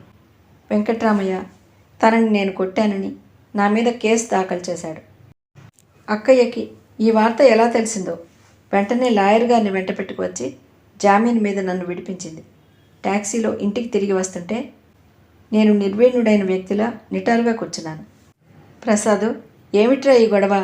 నువ్వు కాస్త శాంతం తెచ్చుకోరా బాబు అని నేనెంత మొత్తుకుంటున్నాను అంది. నేను మాట్లాడలేదు. శాంతం తెచ్చుకోవాలట. ఒళ్ళు తగలబడిపోతుంటే ఏ మనిషి శాంతంగా ఉండగలడు? ఈ విషయం అక్కయ్యకి చెప్పినా అర్థం కాదు. మా విడాకుల కేసు కోర్టులో ప్రారంభమైంది. నాకు జరిగిన వైద్య పరీక్షలను బట్టి నాకు మతిస్థిమితం లేదని తేల్చారు. జయకి అతి సులభంగా విడాకులు మంజూరయ్యాయి. నేను మతిలేనివాణ్ణి కాబట్టి పిల్లల బాధ్యత జయకే అప్పచెప్పారు. కోర్టులో నుంచి వెళ్ళేటప్పుడు జయ నా వంక విజయపూర్వకంగా చూసి వెళ్ళిపోయింది. నేను నిశ్చేష్టుడైనట్టుగా ఇంకా బెంచి మీద అలాగే కూర్చున్నాను. ప్రసాద్, ఇంటికి వెళ్దాంలే, అక్కయ్య పిలిచింది. నేను యాంత్రికంగా లేచి అక్కయ్య వెంట నడిచాను. జయ నా ముందే తెల్లటి అంబాసిడర్ కారులో దాదాపు నా వయసే ఉన్న ఒక యువకుని పక్కన కూర్చుని వెళ్ళిపోయింది. నేను ఇంటికి వచ్చాను. ఈ ఓటమి నేను భరించలేకపోతున్నాను. నా మనసు అల్లకల్లోలంగా ఉంది. జయతో జీవితం తెగిపోయింది. నాకు భార్య, పిల్లలు ఎవరూ లేరు. ఈ ఒంటరితనం నాకు ఆనందం అనిపించలేదు. భయంకరంగా ఉంది. జయ పిల్లలకి ఏమని చెప్తుంది? మీ నాన్న పిచ్చివాడని. జయ ఎంత సులభంగా నన్ను వదిలేసింది. ఇష్టపడని చీరని తీసి అవతల పారేసినట్టుగా తోసేసింది. నేనెంత చేతకాని వాణ్ణి, ఇంత చవటని అయిపోయానేమిటి? రేపటి నుంచి నేను నలుగురిలో తలెత్తుకుని ఎలా తిరగాలి? ఆ నవ్వులు, హేళనలు ఎలా భరించాలి? నాకు ఆ క్షణంలో చచ్చిపోవాలనిపించింది. నా గొంతుని నా చేతులతోనే నులుముకోసాగాను. నా కనుగుడ్లు తిరిగిపోతున్నాయి. అయినా ఉద్రేకం తగ్గటం లేదు. అక్కయ్య ఎలా వచ్చిందో అక్కడికి వచ్చింది. నా చేతులు పట్టి లాగింది. ఒరేయ్, ఏమిటి పని? వదులు వదులు, అక్కని దూరంగా తోశాను. అక్కయ్య నా చేతులు కదలనివ్వలేదు. నేను పెనుగులాడుతుంటే కవిత, కల్పన కూడా వచ్చారు. ఎలాగైతేనే అక్కయ్య నేను అనుకున్న పని జరగనేలేదు. డాక్టర్ గారు వచ్చారు. ప్రసాద్, విశ్రాంతి తీసుకో. ఇప్పుడు ఏమైందని ఇంత ఉద్రేకపడుతున్నావు అన్నాడు అనునయిస్తూ. మీకు తెలియదు డాక్టర్, నేను జైని చంపేస్తాను. చంపితే కానీ నాకు శాంతి లేదు. మీరేమన్నా సరే, నాకు ఉరిశిక్ష పడినా పర్వాలేదు. నేను ఎలాగూ చావడానికి సిద్ధంగానే ఉన్నాను. ఆయన నాకు ఇంజెక్షన్ ఇచ్చారు. మీకు తెలియదు, మీకెవరికీ తెలియదు. జైని నేను ప్రేమించి పెళ్లి చేసుకున్నాను. జై నన్ను మోసం చేసింది. జైని చంపితే కానీ నా కసి తీరదు. నేను చంపి తీరుతాను. జైని నా చేతుల నుంచి ఆ భగవంతుడు కూడా రక్షించలేడు. డాక్టర్ గారు సానుభూతిగా చూస్తూ నా మాటలు వింటున్నారు. నాకు నిద్ర వచ్చేసింది. ఆ నిద్రలో చాలాసేపు ఉండిపోయాను. నాకు కొద్ది కొద్దిగా మెలకువ వస్తోంది. ఎవరో తట్టి లేపారు. చేయి అందించారు. నేను ఆ మనిషి భుజం పట్టుకుని తూలుతూ నడుస్తున్నాను. కారు లాంటిదేదో ఎక్కి నిద్రపోయాను. మళ్ళీ దిగాను. ఏమిటా వాసనలు? నన్ను మంచం మీద పడుకోమన్నారు. పడుకున్నాను. నిద్ర పట్టేసింది. చాలా గాఢ సుషుప్తి. హాయిగా నా మనసులో ఆలోచనల అల్లకల్లోలం అణిగిపోయింది. అంతే కల. కలలో జీవించినట్లే భ్రమ కలిగిన కళ అది. నాకు మెలకువ వచ్చింది. నేను కళ్ళు తెరిచాను. నేనున్న పరిసరాలు కొత్తగా కనిపించాయి. అది నా గది కాదు. పైన తిరుగుతున్న ఫ్యాన్ నాకు ఈ విషయం సుస్పష్టంగా తెలియచేసింది. గదిలోకి ఒక అతను వచ్చాడు. గుడ్ మార్నింగ్ అన్నాడు. నేనెక్కడున్నాను అన్నాను అయోమయంగా. హాస్పిటల్లో. ఎప్పుడు ఇక్కడికి వచ్చాను? రాత్రి. నన్నెవరు తీసుకువచ్చారు? అతను క్షణం ఆలోచించి చిన్నగా భుజాలెగరేసి నాకు తెలియదు, నేను డ్యూటీకి ఇప్పుడే వచ్చాను అన్నాడు. అంతే. నన్ను పడుకోమన్నాడు. థర్మామీటర్ నోట్లో పెట్టి టెంపరేచర్ చూశాడు. నా చేత తనేదో మందులు మింగించి వెళ్ళిపోయాడు. మంచం మీద పడుకుని ఉన్న నా చెవులకి ఏవో కేకలు, అరుపులు వినిపించాయి. నేను కిటికీ దగ్గరికి వెళ్ళాను. నేను నిటారుగా అయ్యాను. అక్కడ వరండాలో తిరుగుతూ కనిపిస్తున్న మనుషుల ధోరణి వింతగా ఉంది. వాళ్ళందరూ వెకిలిగా ప్రవర్తిస్తున్నారు. పిచ్చి చేష్టలు చేస్తున్నారు. అందరి తలలు నున్నగా ఉన్నాయి. నేను భయంగా వాళ్ళ వైపే చూస్తున్నాను.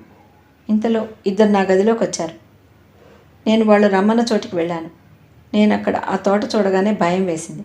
ఒకతన్ని బలవంతంగా పట్టుకుని జుట్టు తీసేస్తున్నారు. నన్ను ఇక్కడికి ఎందుకు తీసుకువచ్చారో హఠాత్తుగా అర్థమైంది. నేను వెర్రిగా నన్ను తీసుకువచ్చిన వారి వైపు చూశాను.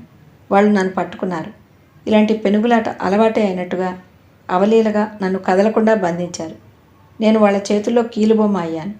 మరో అరగంటలో నాకెంతో గర్వకారణమైన చక్కటి క్రాఫ్ కాస్త తెగి ముక్కలుగా క్రింద పడిపోయింది. నా తల నున్నగా అయిపోయింది. నా రూపమే మారిపోయింది. ఆ క్షణంలో నాకు పిచ్చెక్కినట్టే అయింది. జీవితం అన్న తర్వాత ప్రతి మనిషికి ఎప్పుడో ఒకప్పుడు ఎగుడు దిగుళ్ళు ఎదురవ్వక మానవు. కానీ కొంతమంది వ్యక్తుల జీవితాల్లో అనుకోని ఆఘాతాలు ఎదురై వాటిలో దిగజారిపోతే ఇక కాలపురుషుడు దయతలచి చేయూత ఇచ్చి పైకి లేవదీస్తే తప్ప ఇక ఆ మనిషికి ఆ మనుగడే అసాధ్యం అనిపిస్తుంది. ఆ ఆఘాతంలో పడిపోయిన మనిషి ఒంటరివాడై దిక్కుతోచనట్టుగా ప్రవర్తించడం కద్దు. ప్రస్తుతం నా పరిస్థితి అలాగే అయింది. 2 నెలలు పిచ్చాసుపత్రిలో ఉండటంతో నా మానసిక ప్రవృత్తే మారిపోయింది. మొదట్లో అక్కడ ఉండటానికే నేను తిరగబడ్డాను.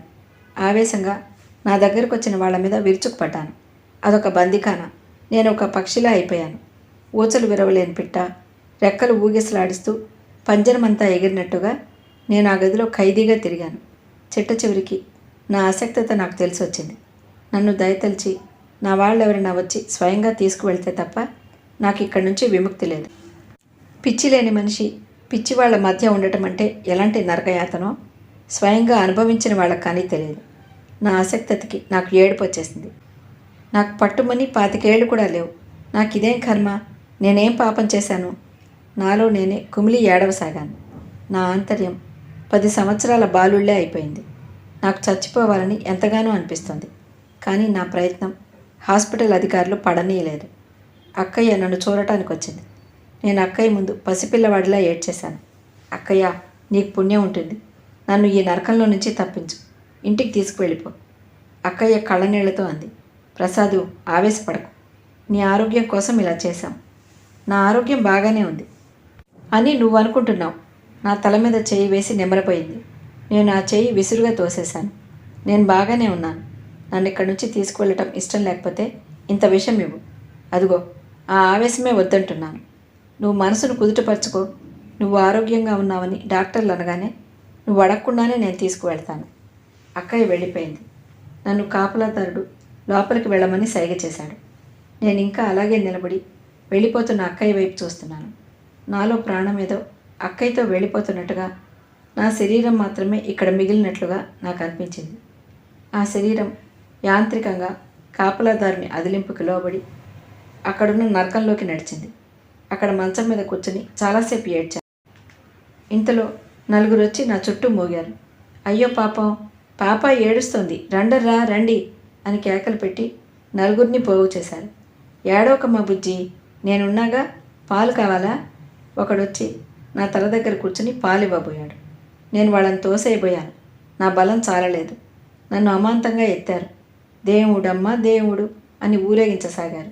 ఇంతలో డాక్టర్ వచ్చి గద్దించడంతో దడాలను నన్ను క్రింద పడేసి పారిపోయారు. నా నడుం పట్టేసింది. డాక్టర్ చేయి ఆసరా ఇచ్చి నన్ను లేపి మంచం దగ్గరకు తీసుకువచ్చాడు. ఆయన నాకు ఇంజెక్షన్ ఇచ్చాడు.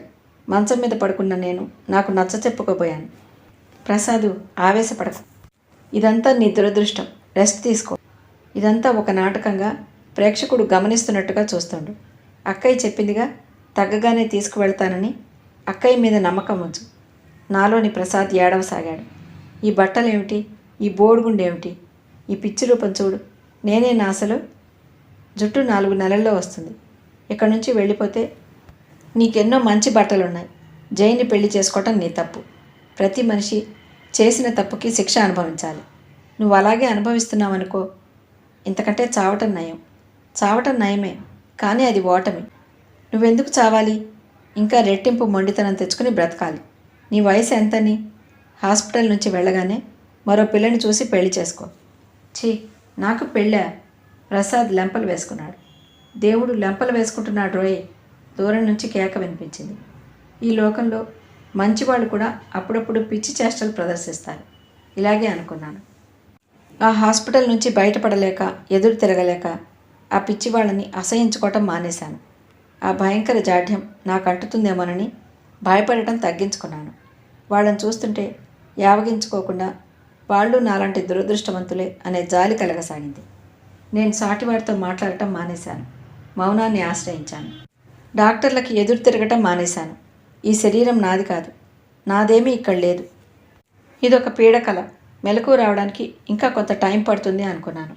ఆ సమయంలో నా మనసుకి నేర్పుకున్న నిగ్రహం అపురూపమైంది. నాకు నేనే గురువుని, నాకు నేనే తోడ్ని, నాకు నేనే స్నేహితుణ్ణి. నా ఒంటరితనం వల్ల దిగులు, బాధ క్రమంగా అంతరించిపోసాగాయి. ఉగాది పచ్చళ్ళలో చేదు కూడా ఒక రుచి అనుకున్న మనిషి దాన్ని సునాయాసంగా తినగలడు. అలాగే జీవితంలో కష్టాలు కూడా సుఖాలతో కలిసిన అనుభవాలే అనుకునే ఆత్మస్థైర్యం గనక ఉంటే మనిషి మహోన్నతుడవుతాడు. స్త్రీ పురుషులు ఎవరైనా పెళ్ళి జీవితంలో ఒక భాగం మాత్రమే. యుక్త వయసులో లోకం అంటే ఏమిటో తెలియని తొలి యవ్వనపు పొంగులో పెళ్ళి సర్వస్వం అని మనసు నమ్ముతుంది. అందుకే కాబోలు ఎంతో ఉత్సాహంగా ఉండే భార్యాభర్తలు ఒకరు పోతే మరొకరు వెంటనే మళ్ళీ పెళ్లి చేసుకుంటారు. జీవితం అంటేనే దాహం. ఈ దాహం ఎప్పుడూ ఏదో రకంగా తీరుతూ ఉండాలి. అది తీరే పద్ధతులు అనేకం. నాకు హఠాత్తుగా అనిపించసాగింది, ఆఫ్టర్ ఆల్ జయతో జరిగిన పెళ్ళి పెళ్ళే కాదు, అది నేను బ్రతికిన జీవితం కానే కాదు. నా జీవితం ముందు నాకెంతో ఉంది. నాకు చాలా ధైర్యం రాసాగింది. ఈ పిచ్చాసుపత్రిలో ఆలోచన ప్రవాహంలో అనుదినం స్నానం చేయడంతో నా మనసు ప్రక్షాళితమైంది. సగానికి తెగినట్లు కూలిపోయిన నా జీవన వృక్షం తిరిగి లేలేత చిగుళ్ళు తొడగనారంభించింది. 2 నెలల అనంతరం నాకు వ్యాధి నయమైందని పిచ్చాసుపత్రి డాక్టర్ల సిఫార్సుతో నేను ఆరోగ్యవంతుడినయ్యాను అనే ముద్రతో తిరిగి నేను ఈ లోకంలోకి అడుగుపెట్టాను. నా చుట్టూ ఒంటరితనపు గూడు అల్లుకున్నాను. అందులో ఎవరికీ ప్రవేశం లేదు. నాకు ఎవరితోనూ మాట్లాడాలని ఉండేది కాదు. వీలైనంతసేపు పుస్తకాలు చదవటంలో గడిపేవాడిని. విసుగు పుడితే గంటల తరబడి వాకింగ్కి వెళ్ళేవాడిని. ఇంటికి ఎవరైనా వస్తే నేను నా గదిలో కూర్చుని తలుపులు మూసుకునేవాడిని. కవిత, కల్పన తప్ప నాతో మాట్లాడే వ్యక్తి మరొకరు లేరు. అక్కయ్య నాకు మళ్ళీ పెళ్లి చేయడానికి తాపత్రయపడసాగింది. పెళ్ళా? నాకా? నేను ఇట్లా శాంతిగా బ్రతకటం నీకు ఇష్టం లేదా? ఆవేశంగా అరిచాను. ప్రసాదు, నువ్వు ప్రతిదానికి అలా కోపం తెచ్చుకుంటే ఎలాగురా? నువ్వు చిన్నవాడివి. నీ జీవితం గడవాల్సింది ముందు ఎంతో ఉంది. ఎన్నాళ్ళు ఇలా ఉంటావు? జరిగిపోయిన ఆ పెళ్ళి ఒక పీడకలలా మర్చిపో అంది. పీడకలలా? ఆ కలలోనే నేను బ్రతుకుతున్నాను.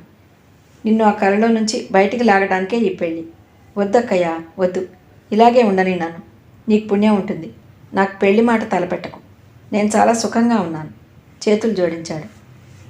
నువ్వు పెళ్ళి నీకోసం కాదు, మా కోసం చేసుకుంటానని అనుకోరా అంది. వద్దక్కయ్యా, మీకోసం ఇంకేది చేయమన్నా చేస్తాను. ఈ మాట మాత్రం నా దగ్గర ఎత్తకు. నాకు ఇంకేం చెప్పకు, వెళ్ళు అన్నాను. అక్కయ్య వెళ్ళిపోయింది. పెళ్ళిట పెళ్ళి. ఆ నరకంలో తెలియని అమాయకత్వంతో అప్పుడు అడుగు పెట్టాను. ఇప్పుడు అది ఎంత భయంకరమో తెలుసుకుని ఎలా ఒప్పుకుంటాను? చిన్నపిల్ల నిప్పు ముట్టుకుంటుందని తెలియక ఆసక్తితో అందుకుంటుంది. అనుభవం గల పెద్దవాళ్ళు ఆ పని చేయగలరా? నేను మంచి పనే చేశాను. అక్కయ్యకి ఖచ్చితంగా నా ఇష్టం తెలియచేశాను అనుకున్నాను. కానీ అక్కయ్య ఊరుకోలేదు. ఆ ప్రసంగం అంతటితో సమాప్తి చేయనీయలేదు. మళ్ళీ పదే పదే ఆ మాట చెప్పసాగింది. నాన్న కూడా సమయం దొరికితే ఇదే నస ప్రారంభించేవాడు. భోజనానికి కూర్చుంటే ఇదే సంభాషణ. కాఫీ తాగుతున్నా ఇదే ప్రసక్తి. ఎప్పుడు కాస్త సమయం దొరికినా నా పెళ్ళిని గురించిన విషయం ఒక చర్చా వేదిక అయిపోయింది. అక్కయ్య బంధువులందరి చేత నాకు చెప్పించింది. చివరికి పెళ్లి చేసుకోకపోతే తనకి నాకు సంబంధం లేదని వేరే వెళ్ళి ఉండమని అంది. నేను నిలువునా నీరయ్యాను. నేను ఒంటరిగా ఉండటమా? అందులోనూ ఈ పరిస్థితుల్లో నాలో అంతర్యుద్ధం ప్రారంభమైంది. చివరికి ఎలాగైతేనే ఒక అమ్మాయితో నా పెళ్లి సెటిల్ అయింది. తాంబూలాలు పుచ్చుకున్నారు. ముహూర్తాలు నిర్ణయించారు. పెళ్లి తిరుపతిలో సింపుల్గా చేయాలనుకున్నారు. మా ప్రయాణం ఆ రోజునే. నేను, అక్కయ్య, పిల్లలు మాత్రమే వెళ్ళటానికి నిర్ణయమైంది. పిల్ల తరపున ఆమె కాక ఆమె తండ్రి వస్తున్నారు. ఎక్కువ ఖర్చు లేకుండా, సందడి చేయకుండా ఆ 3 ముళ్ళ తతంగం జరగాలని అక్క ఆరాటం. మేం ప్రయాణానికి అన్నీ సర్దుకున్నాం. పెళ్లివారు రాలేదు. చూసి విసుగెత్తిపోయింది. మధ్యవర్తి సాయంత్రం వచ్చాడు. మాకు కాస్త మాటైనా చెప్పకూడదా? వాళ్ళెందుకు రాలేదు? ప్రయాణమై ఎదురు చూసి చచ్చాం అంటూ అక్కయ్య గయ్యమని లేచింది. ఆగమ్మ ఆగు. అక్కడ పిల్ల తండ్రి చేత తిట్లు తిని వచ్చాను. అక్కడ వాళ్ళ ఇంట్లో పెద్ద గొడవగా ఉంది అన్నాడు. గొడవ? ఎందుకు? ఏమైంది? వాళ్ళకి ఇతని మొదటి భార్య ఉత్తరం రాసింది. అందులో ఇతను పిచ్చివాడని, కావాలంటే హాస్పిటల్కి వెళ్ళి ఎంక్వైరీ చేసుకోమని రాసింది. ఇదంతా మనం దాచిపుచ్చి వాళ్ళని మోసం చేస్తున్నామట. ఈ పెళ్లి చేసే కంటే ఆ పిల్లకి ఇంత విషమిచ్చి చంపేయమని రాసింది. ఏమిటి? జయ ఉత్తరం రాసిందా? అక్కయ్య నీరసంగా కుర్చీలో కూలబడిపోవటం నేను గమనిస్తూనే ఉన్నాను. ఆ పిల్ల అక్కడెక్కడో పల్లెటూరులో ఉంది కదా, ఇవన్నీ తెలియవనుకున్నాం కదండి అని నేను అనుకున్నాను. కానీ గాలి కంటే వేగంగా ఈ వార్త వాళ్ళకి తెలిసింది. చూడండి, ఆ పిల్ల నేను బావిలో పడి చస్తాను కానీ ఈ పెళ్ళి నాకు వద్దు అంటూ ఒకటే ఏడుపు. అక్కయ్య నోట మాట రాని మోగదానిలా చూస్తోంది. అక్కయ్య, మొదటి నుంచి నేను పెళ్ళొద్దు మొర్రు అని చెప్తూనే ఉన్నాను, కానీ విన్నావా? చెయ్యి, ఇంకెన్ని పెళ్లి ప్రయత్నాలు చేస్తావో చెయ్యి. ఇంకొంతమంది నన్ను పిచ్చివాడు అని హేళన చేయని. నీకిదే సంతోషమైతే నాకేం అభ్యంతరం లేదు. నేనేమో కీలుబొమ్మలా నిలబడతాను. నేను ఆవేశంగా అనేసి అక్కడి నుంచి వెళ్ళిపోయాను. పిచ్చివాడు, అసలు నాకు ఈ పిచ్చి ఎక్కించింది ఎవరు? నా మనసులో అగ్నిపర్వతాలు బ్రద్దలవుతున్నాయి. నన్ను నేనే నిందించుకున్నాను. నాకు నేనే బుద్ధి చెప్పుకున్నాను. చిచి, డాక్టర్ నాకేం చెప్పాడు? ఏ విషయాన్నైనా సీరియస్గా తీసుకోవద్దని అన్నాడు. జీవితం తేలికగా నీళ్ల మీద బెండులా తేలిపోవాలి. దానికి ఆవేశం భారం కాకూడదు. జీవితాన్ని సీరియస్గా తీసుకున్న వాళ్ళంతా పిచ్చివాళ్లే అన్నాడు. ఈ పెళ్ళి ఆగిపోయినందుకు నాకేం బాధ లేదు. కానీ అక్కయ్య మాత్రం చాలా కృంగిపోయినట్టు అయింది. అక్కయ్య తర్వాత ప్రయత్నించిన పిచ్చివాడనే విషయం అందరికీ తెలియటం వల్ల ఎవరూ నాకు పిల్లనివ్వటానికి సాహసించలేదు. నా పెళ్లి ప్రయత్నాలు అంతటితో ఆగిపోలేదు. మా బంధువుల్లో ఒకరిద్దరు, నీ తమ్ముడికి ఎక్కడో సంబంధాలు వెతకడం దేనికి? నీకిద్దరు కూతుళ్ళుంటేను 4 ఏళ్ళు ఆగావంటే నీ తమ్ముడిని అల్లుడిని చేసుకుని ఆ ఇంటికి నువ్వే శాశ్వతంగా యజమానివి కావచ్చు అన్నారు. అక్కయ్య చెవికి ఈ మాట బాగా ఎక్కిందో లేక సంబంధాలు కలిసిరాక నిరుత్సాహపడిందో కానీ నాకు మాత్రం ఆ పెళ్లి బెడద తప్పిపోయి తాత్కాలికంగా ఆ పెళ్లి సంగతి వాయిదా పడింది. నేను ఒంటరివాణ్ణి, కానీ ఈ ఒంటరితనంలో నాకు ఎంతో శాంతి, ఆనందం దొరుకుతున్నాయి. ట్యాంక్ బండ్, పబ్లిక్ గార్డెన్, సికింద్రాబాద్లో పెరేడ్ గ్రౌండ్, ఇవి నా విహార స్థలం. ఒకసారి తాజ్ హోటల్లో కూర్చొని కాఫీ తాగుతున్నాను. మధ్యాహ్నం కావటం వల్ల హోటల్లో ఎక్కువ రద్దీ లేదు. నేను కూడా ఓ మూలగా కూర్చున్నాను. అసలు ఏ చోటికి వెళ్ళినా, అది నాటకం థియేటర్ అయినా, సినిమా హాల్ అయినా, హోటల్ అయినా, ఒక మూల చూసుకొని కూర్చుంటాను. ఆ ప్రదేశం నుండి చూస్తే అందరూ నాకు కనిపిస్తారు కానీ పరిశీలనగా చూస్తే తప్ప నేనెవరికీ కనిపించను. ఇంతలో ఆ హోటల్లోకి ఇద్దరు వచ్చారు. ఆ అమ్మాయి అధునాతన యువతి. అతను కూడా వేషభాషల్లో ఆ అమ్మాయికి ఏం తీసిపోడు. ఇక్కడ కూర్చుందామా? అతను అడిగాడు. నో డార్లింగ్, అక్కడికి పోదాం. I want privacy. ఆ అమ్మాయి గోముగా అంది. కాఫీకి ఆర్డర్ ఇచ్చి కింద చూస్తున్న ఆ అమ్మాయిని చూశాను. వెంటనే నిటారుగా అయ్యాను. ఆంగ్లో ఇండియన్గా కనిపిస్తున్న అమ్మాయి ఎవరో కాదు, నా భార్య జయ. జుట్టు బాగా పొట్టిగా కత్తిరించుకుంది. కంఠం చుట్టూ పాములా ఉన్న సన్నటి గొలుసు మెరుస్తోంది.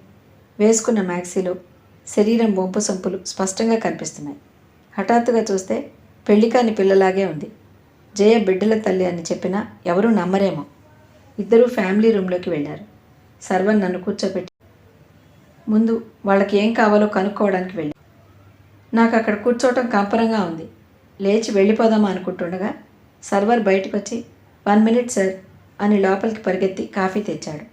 నేను కాఫీ తాగక తప్పలేదు. ఎదురుగా గదిలో నుంచి నవ్వులు వినిపిస్తున్నాయి. ఓ డార్లింగ్, జయ గొంతు అతి మధురంగా వినిపిస్తుంది. నా రక్తం మరుగుతున్నట్టయింది. నాలో నేనే మళ్ళీ చెప్పుకోసాగాను. ప్రసాద్, జయ ఇప్పుడు నీకెవరు? ఎందుకు ఆవేశపడతావు? డాక్టర్ గారు ఏమని చెప్పారు?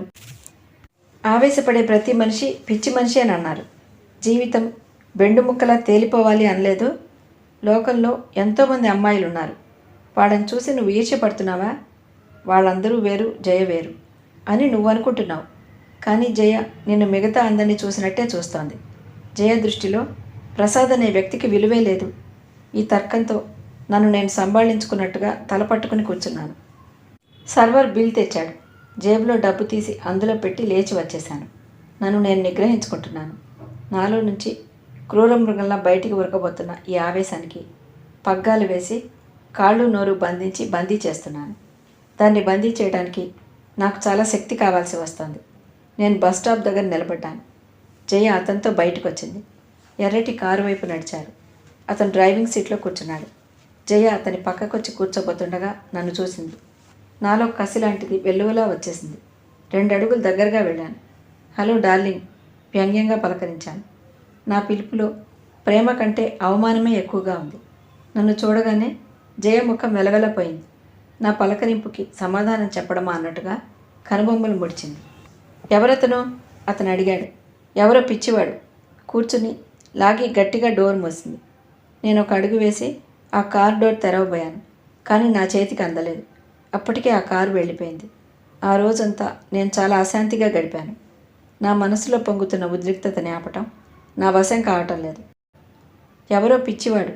జయ మాటలు మాటి మాటికి నా చెవుల్లో మారుమ్రోగుతున్నాయి. నాకు జయ కంట నులిమివేయాలనిపిస్తోంది. నన్ను ఈ నరకంలోకి తోసి జయ ఎంత హాయిగా జీవితం వెళ్ళతీస్తోంది. ఆడపిల్ల అయినా జయకి వెరుపు లేదు. ఆ పాటి ధైర్యం, మనోనిబ్బరం ఎంత ప్రయత్నించినా నాకెందుకు ఉండటం లేదు? నా మనసు ఎందుకింత బేలగా అయిపోతుంది? ఆ రోజు ఆ మర్నాడంతా నేను గదిలో తలుపులు మూసుకుని కూర్చుని బయటికి రాలేదు. అక్కయ్య నా గురించి మళ్ళీ ఆదుర్దా పడసాగింది. ఒరే ప్రసాద్, ఒక్కసారి మళ్ళీ హాస్పిటల్కి వెళ్ళి చూపించుకురారా? ఎందుకు అక్కయ్య? నీ ఒంట్లో సరిగ్గా లేనట్టుంది జంకుగా అంది. నేను చెర్రుమన్నట్టు చూశాను. మీకెవరికి ఎప్పుడూ నలతగా అనిపించదా అక్కయ్య? మీరెవరు ఎప్పుడూ అశాంతిగా ఉండరా? మీరు హాస్పిటల్కి పరిగెడుతున్నారా? అది కాదురా. నేను హఠాత్తుగా అక్కయ్యకి చేతులు జోడించాను. అక్కయ్య, నీకు పుణ్యం ఉంటుంది. నేను పిచ్చివాడినన్న సంగతి నాకెప్పుడూ గుర్తు చేయకు. లోకమంతా నన్ను చూసి నవ్వని, నన్ను హేళన చేయని. కానీ నువ్వు మాత్రం... అక్కయ్య చప్పును నా చేతులు పట్టుకుంది. ప్రసాదు, ఈ ప్రపంచంలో నన్ను అర్థం చేసుకోగలిగిన వాళ్ళు ఎవరైనా ఉంటే నువ్వు ఒక్కదానివేనని నమ్ముతున్నాను. నువ్వు కూడా నన్ను... ప్రసాద్, ఇంకేం మాట్లాడకురా, ఇంకేం మాట్లాడకు అంది అక్కయ్య. ఆ రోజుతో అక్కయ్య నా ఆరోగ్యం గురించి అడగటమే మానేసింది.